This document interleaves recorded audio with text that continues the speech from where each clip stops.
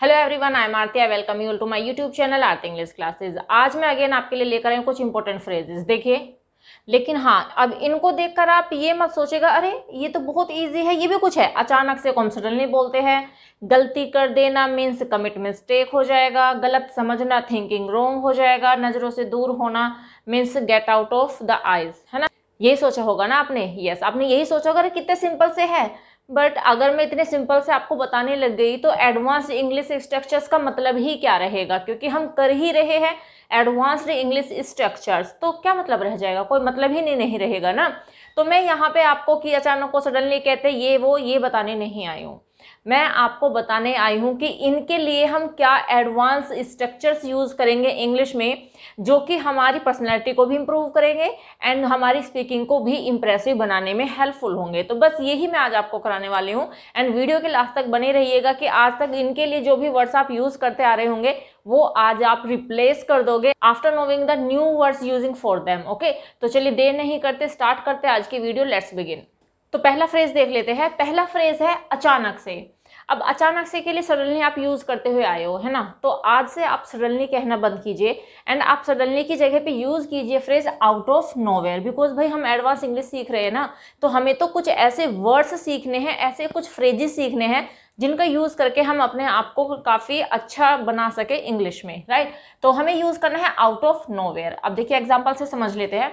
वह अचानक से गिर गया। अब देखिए पास्ट इंडेफिनिट का सेंटेंस है, ये भी पास्ट इंडेफिनिट का, ये भी पास्ट इंडेफिनिट का, ये भी पास्ट इंडेफिनिट का। मीन्स जब भी हमें अचानक से यूज करना होता है ना अपने सेंटेंसेस में, तो ज्यादातर केसेस में हम सेंटेंस पास्ट का ही बोलते हैं और पास्ट इंडेफिनिट ही होता है, राइट। तो सेंटेंस को देख लीजिए।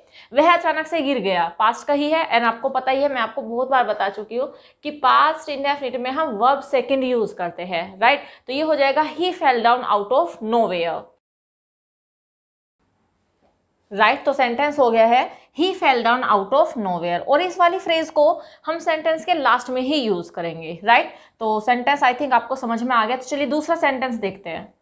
अचानक से वह मुस्कुराने लगी, राइट। ये भी पास्ट का ही है एंड देखिए लगा लगी लगे वाले सेंटेंसेस जब हम हमारे सामने आते हैं तो आपको पता होगा कि हम उन्हें बिगेन टू या फिर स्टार्टेड टू से बनाते हैं, राइट। जैसे कि वह खेलने लगा, इसकी जगह पे हम ये भी कह सकते हैं कि वह उसने खेलना शुरू कर दिया। या तो लगा लगी लगे आ सकता है या फिर हम शुरू कर दिया, ऐसे भी सेंटेंस को बना सकते हैं। और याद रखिएगा begin to and started to optional होते हैं, आप जो चाहे यूज कर सकते हो, राइट। तो वह अचानक से मुस्कुराने लगी, she began to laugh out of nowhere, right. तो सेंटेंस हो गए she began to laugh out of nowhere, वह मुस्कुराने लगी। या फिर हम यहाँ पे स्टार्टेड टू भी यूज कर सकते हैं, she started to laugh out of nowhere. Hope समझ में आ गया होगा। तो नेक्स्ट एग्जांपल देखिए। अचानक से वह मेरे पास आ गया, ये भी पास्ट का ही है एंड ये हो जाएगा he came to me out of nowhere, right. तो सेंटेंस हो गया है he came to me out of nowhere. तो इस तरीके से आप अपने कन्वर्सेशन के हिसाब से जैसे भी सेंटेंस बोलना चाहते हैं एंड आपको अगर अचानक से यूज करना है तो आज के बाद आप यूज कीजिएगा out of nowhere and hope ये आपको समझ में आ गया होगा। तो चलिए देख लेते हैं नेक्स्ट फ्रेज। नेक्स्ट फ्रेज है गलती कर देना। अब देखिए गलती कर देना के लिए मिस्टेक यूज नहीं करने वाले हम लोग। जैसे मैंने स्टार्टिंग में ही आपको बताया था कि अगर मुझे मिस्टेक ही बताना होता तो आई थिंक मैं ये वीडियो ना बनाती और ये फ्रेज आपके लिए लेकर ना ही आती, राइट। तो आज आप देख लीजिए कि हम गलती कर देना अगर ऐसे सेंटेंसेस बोल रहे, जैसे कि यहाँ आकर तुमने गलती कर दी, मैंने तुम्हारा भरोसा करके गलती कर दी, तुम ऐसा काम करके गलती कर रहे हो, ऐसे सेंटेंसेस, राइट। तो इसके लिए हम यूज करेंगे स्क्रू अप, ठीक है। एंड स्क्रू को हम अकॉर्डिंग टू द टेंस ही यूज करेंगे। ये मैं आपको बार बार बताती आ रही हूँ कि ज्यादातर जितने भी फ्रेजल वर्ब हम यूज करते हैं उनमें जो वर्ब यूज होती है वो अकॉर्डिंग टू द टेंस ही यूज होती है। एंड इसके बाद हम टू का यूज करने वाले हैं एंड आफ्टर दैट हम V1 मीन्स वर्ब की फर्स्ट फॉर्म लगाएंगे। चलिए देखते हैं। तुमने यहाँ आकर गलती कर दी, ऑब्वियस है, देखते ही पहचान गए होंगे कि पास्ट का है एंड पास्ट में हम मेन वर्ब की सेकेंड फॉर्म लगाते हैं। तो ये सेंटेंस हो जाएगा you screwed up to come here, right. तो सेंटेंस हो गया है you screwed up to come here, तुमने यहाँ आकर गलती कर दी। तो देखिए हमने सब्जेक्ट यूज किया, स्क्रूड अप यूज किया, स्क्रू की सेकंड फॉर्म लगाई according to the tense, to use किया एंड जो इस सेंटेंस में वर्ब आई है उसको टू से जुड़ा एंड आफ्टर दैट जो भी अदर वर्ड्स बचे वो हमने लास्ट में यूज किए। होप समझ में आ गया होगा आपको। नेक्स्ट एग्जाम्पल देखिए।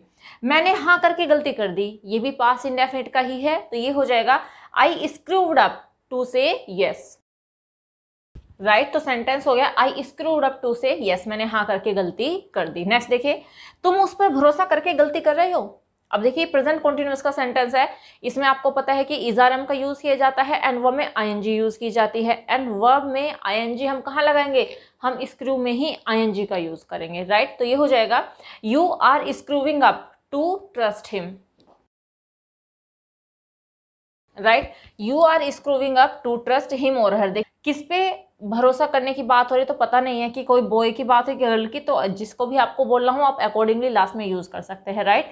तो you are screwing up to trust him और हर। और अगर यही सेंटेंस ऐसे होता कि उस पर भरोसा करके तुम गलती करोगे, तो ये फ्यूचर का हो जाता। तो ये हो जाता यू विल स्क्रू, क्योंकि वहां पे वर्ब के फर्स्ट फॉर्म यूज करते, you will screw up to trust him और हर। होप समझ में आ गया होगा आपको। एंड आई थिंक आज के बाद अगर आपको ऐसे सेंटेंसेस बोलने हैं तो आई होप कि आप इस वाले ही फ्रेज को यूज करने वाले हो। राइट। तो चलिए देख लेते हैं नेक्स्ट फ्रेज। नेक्स्ट फ्रेज है गलत समझना। जैसे कि भाई तुम मुझे गलत समझ रहे हो, मुझे गलत मत समझो, मुझे सब गलत ही समझते हैं। ठीक है, तो ऐसे सेंटेंसेस हम बोलते हैं। एंड अब तक हम अपनी कन्वर्सेशन में यूज करते हैं कि भाई डोंट अंडरस्टैंड मी रॉन्ग, है ना, ऐसे वर्ड हम यूज करते हैं, या फिर डोंट थिंक मी रॉन्ग ऐसे बोलते हैं। तो देखिए अगर आप ये यूज करते हो ना कि अंडरस्टैंड और थिंक, तो आज के बाद आप उनको यूज मत कीजिएगा, क्योंकि वो थोड़े से और फील होते हैं जब हम उनको अपनी स्पीकिंग में यूज करते हैं। तो उसकी जगह पे आप यूज कीजिए टेक रॉन्ग। राइट। तो देखिए इसका स्ट्रक्चर सबसे इसके लिए हम फ्रेज यूज करते हैं टेक रॉन्ग, लेकिन जब हम इसे स्ट्रक्चर में यूज करते हैं, सेंटेंसेस में यूज करते हैं, तो सबसे पहले हमें टेक यूज करना है, after that object and then wrong. And take जो है वो हम अकॉर्डिंग टू द टेंस ही यूज करेंगे।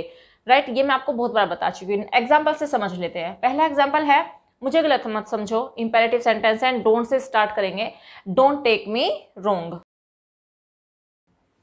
राइट सेंटेंस हो गया don't take me wrong, means मुझे गलत मत समझो। देखिए ये वाला तो हम अपनी लाइफ में इतना यूज करते हैं आज के टाइम में। क्यों? क्योंकि हम सामने वाले को अगर हमारी कोई बात बुरी लग जाए तो सीधा सा कह देते भाई तुम मुझे नहीं समझ रहे हो, तुम मुझे नहीं समझते हो, तुम मुझे गलत समझ रहे हो। तो ये तो आई थिंक किसी की लाइफ में कोई एक ऐसा दिन नहीं जाता होगा जिस दिन ये सेंटेंस ना वो बोलता ना हो या फिर उसको सुनने को ना मिलता हो। ठीक है, तो आप अच्छे से इनको अपने माइंड में सेट कर लीजिएगा, सो दैट आपको अगर बोलना हो तो आप इसको अच्छे से बोल सके। ठीक है, नेक्स्ट देखिए, तुम मुझे गलत क्यों समझ रहे हो, है ना, ये हमने कॉन्टिन्यूअस का ले लिया है एंड इंटरोगेटिव सेंटेंस ले लिया है। तो why are you taking me wrong, तो टेक को हम अकॉर्डिंग टू द टेंस लेंगे एंड आईएनजी लगाएंगे, तो हो जाएगा why are you taking me wrong.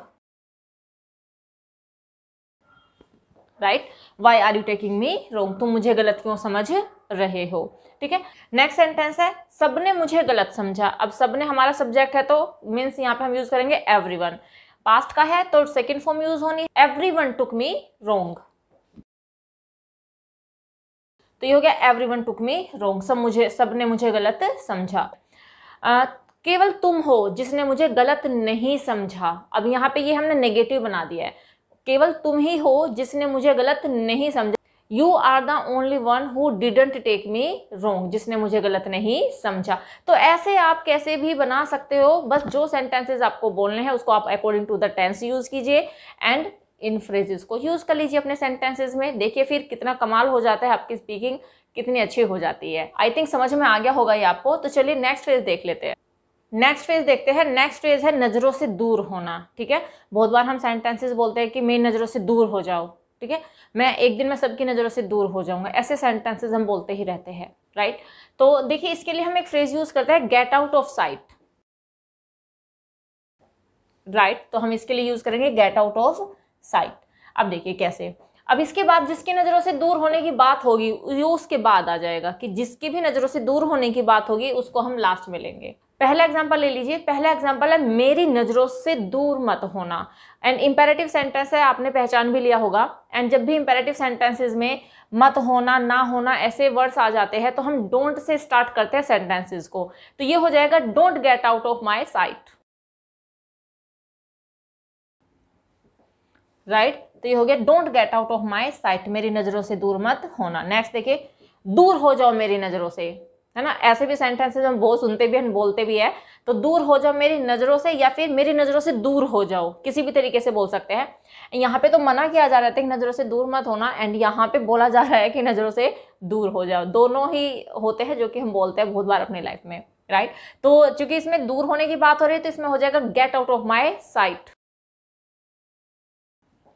Right. तो सेंटेंस हो गया है gate out of my site. Next देखिए, एक दिन मैं सबकी नजरों से दूर हो जाऊंगा। ये एक ऐसा सेंटेंस है जब हम बहुत ज्यादा डिसअपॉइंट हो जाते हैं और लगता है कि सामने वाला हमें समझ ही नहीं रहा है, कोई भी नहीं समझ रहा है, तो तब हम थोड़े से डिसअपॉइंट होकर बोलते हैं कि एक अभी कर लो मेरे साथ जैसा भी तुम्हें बिहेव करना है, एक दिन मैं सबकी नजरों से दूर हो जाऊंगा, राइट। तो वही सेंटेंस बना लेते हैं। एंड देखिए फ्यूचर का सेंटेंस है ये, तो फ्यूचर के अकॉर्डिंग इसमें वर्ब लगाएंगे, तो ये हो जाएगा one day I will be get out of everyone's sight. क्योंकि मैंने आपको बताया कि यहाँ पे जिसकी नजरों से दूर होने की बात होगी हम ऑफ के बाद लेंगे, और किसकी बात हो रही है, सबकी, तो एवरी वंस साइट,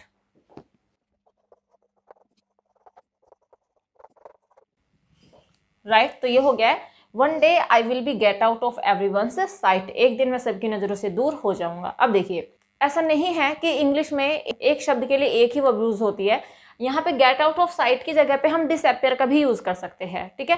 बट चूंकि हम एडवांस इंग्लिश सीख रहे हैं तो मैं आपको सजेस्ट करूंगी कि आप गेट आउट ऑफ साइट का ही यूज कीजिए, तो आपकी इंग्लिश थोड़ी सी इंप्रेसिव हो जाएगी, राइट।